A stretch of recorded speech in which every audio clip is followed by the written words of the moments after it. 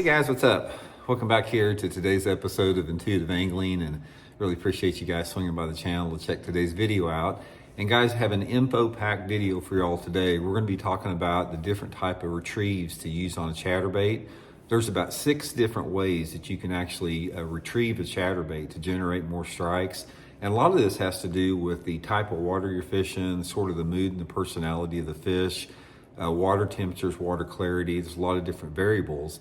But there's a lot more to a chatterbait than just throwing it out there and reeling it in. So we're going to get into all the different variations of retrieves today, and also talk about probably the best rod and reel and line to throw them on to really maximize the efficiency of that particular bait. Also, guys, 2 quick things before we get started here. Just like to invite everybody to please consider hitting that subscribe button here at Intuitive Angling. It's free and easy to do that. Man, we're really working hard to try to get to 150,000 subscribers with your help there. So that's much appreciated. Also, anyone interested in booking an on-the-water lesson with me, you can do that by going to my Facebook page, Randy Blaukat Professional Angler, and just shoot me a private message and I'll give you the info for that. So really appreciate that. Okay guys, chatterbaits, man. It's one of the most popular YouTube topics out there for good reason, because a chatterbait is a fish catching bait, especially in the early spring. You know, at the time of this video, it's the middle of February. In my opinion, February, March, and April are the 3 best times of the year to fish a chatterbait. So we're going to give you guys some good juice as far as the retrieves go. Now, there's a lot of different aspects to a chatterbait or a bladed jig or whatever you want to call it, depending upon, you know, what you're wanting to accomplish out of it. You got the, you know, the bait profile, the skirt color, the trailer profile, the weight of the head, the color of the blade. A lot of different stuff. You can refer to some of my playlists on chatterbaits for a lot of different information. But today, I want to talk about what I think is probably the number one thing that separates really good chatterbait anglers from the guys that are not that good, and that is how you retrieve the bait. Also, guys, I will link all of my suggested chatterbait stuff, the baits, rods, reels, and everything in my tackle warehouse description of the video here if you guys want to get set up with some chatterbaits. Anyway, retrieves are critical. Retrieves are going to be the thing that generates the strike in correlation with those other things I talked about as far as the color and the profile and the head weight and the blade color. It's sort of an all-encompassing thing, and in order to really get the most out of a chatterbait or bladed jig, you've got to do, everything has got to be incorporated together. So let me show you guys, and I'm sort of talk a little bit about my favorite ways to retrieve a chatterbait, and I'm going to explain to you the situation that it works best in most of the time. Okay, the first one I want to talk about, which is one of my favorite ways to do it, especially in the early spring, is the pumping technique about retrieving a chatterbait. Now, how you want to do that is just throw your chatterbait out there, and it doesn't matter what the cover you're fishing is. It can be grass, it can be, you know, just rock or whatever. Normally, this is something that I use more on a rocky bank or grassy area because I'm not fishing around a target. But you throw it out there, let the chatterbait hit the bottom, and then just pull it up like that. Let it fall back down. Pump it off the bottom like that. Let it fall back down. Pump it off the bottom. Let it fall back down. That's all there is to it. So, in other words, throw the chatterbait out. It goes to the bottom like that, and just pump it off the bottom, and it comes like that. Then it starts wiggling its way down. Pump it off the bottom, let it wiggle its way down like that.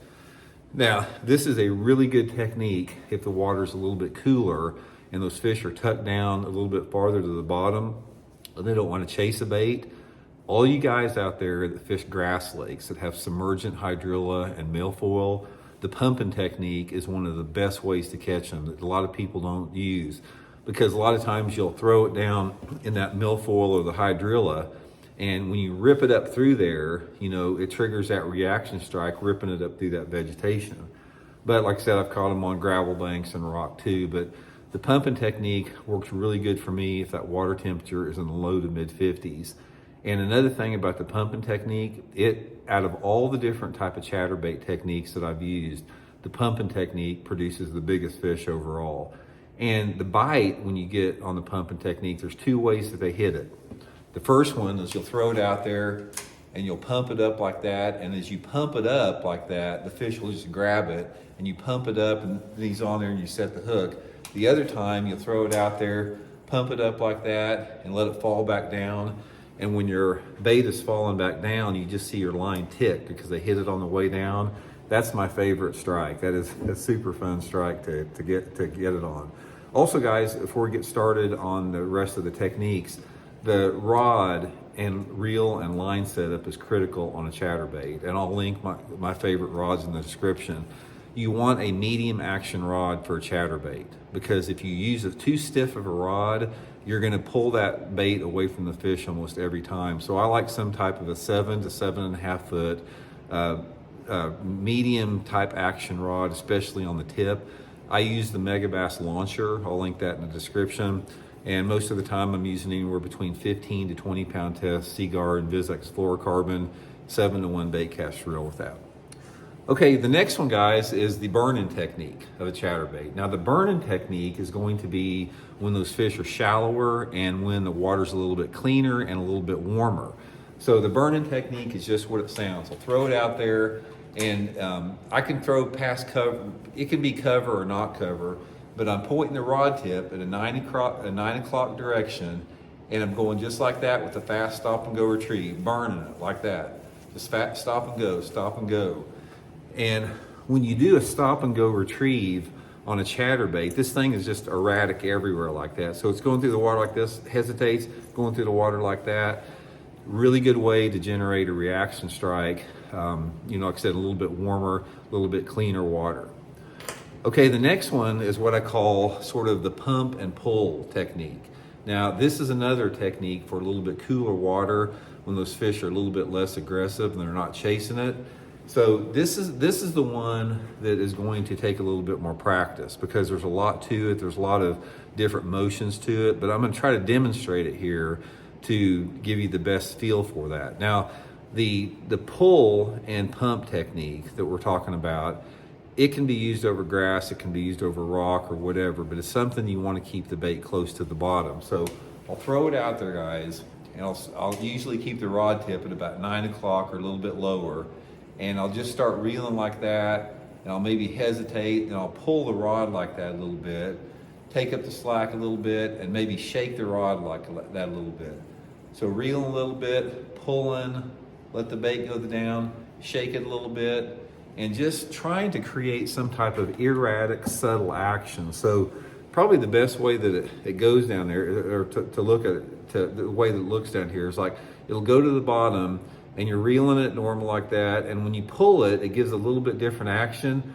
Let it hesitate, and then just pull it up just a little bit. So it's something that just requires a little bit of feel, but it's just a pull, pump, and reel. And it's hard to explain unless you do, but let me demonstrate one more time so you can see. Throw it out there, let it go down, start reeling like this, pull a little bit, let it go down, shake your rod tip like that, reel a little bit, pull, shake your rod tip, maybe pump it up. Just trying to sort of finesse it along the bottom. Probably that's the best way to do it. The other technique is, now this is for grass, would be like the grass ripping technique. Now this is for fishing over hydrilla or milfoil. So you cast it out there, let it go to the bottom, and you're reeling it through, and as soon as you feel the blade stop turning, that's usually when there's some grass on the blade. So you're reeling like this, you feel something like you've lost contact with the blade. As soon as you feel that, just snap it like that real hard. Reel it through there, snap it like that. And when you snap it, pops it up through the grass. This is a little bit different than the pumping technique, because you're more wanting sort of a vertical or a horizontal presentation over that grass. You're not just wanting to go up and down, but it's mainly just snapping it out of that grass when you feel a reaction strike. And then there's just the straight, typical, steady chatterbait retrieve, like a steady stop and go retrieve. This is the one that's probably used, probably more than anything else. It's the technique that I use when I'm fishing a chatterbait around some type of cover. Say I'm throwing next to the side of a boat dock, or I'm throwing on the outside of a lay down tree, or I'm throwing it down the side of a log. It's just a simple, throw it out there, just a medium, just like that, stop and go retrieve. Just reel it 5 or 6 times and maybe give the handle a half turn, stop it for a second. Just sort of an erratic retrieve, because when when you do that, when you're doing like the medium stop and go retrieve, the chatterbait's going through the water uniform like this. And anytime you stop it or speed it up or give it a half pull, it just changes the direction of it. It'll stop a little bit, go like that. It gives the bass just a split second to react to some type of a different movement on it. But those are the most common retrieves that I use with it. A lot of times it's just experimentation as far as how fast you want to reel it or how slow you want to reel it.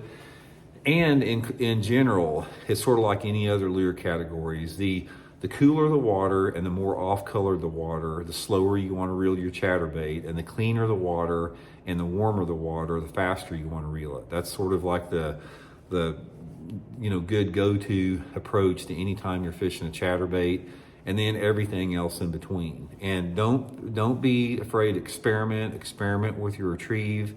But if I could give you guys one piece of advice on chatterbait that'll help you anything else, is learn that pumping retrieve. The pumping retrieve, to me, is the thing that sort of sets chatterbait retrieves apart. And there's something about that pumping retrieve that generates big fish to hit it, like nothing that I've ever seen. So if you have never done the pumping retrieve, start practicing with that. It's a really good way to catch them. So anyway, guys, I'll link everything you need for your chatterbait setups in the description of the video here if you guys want to use that link. Much appreciated, and we'll talk to you guys later.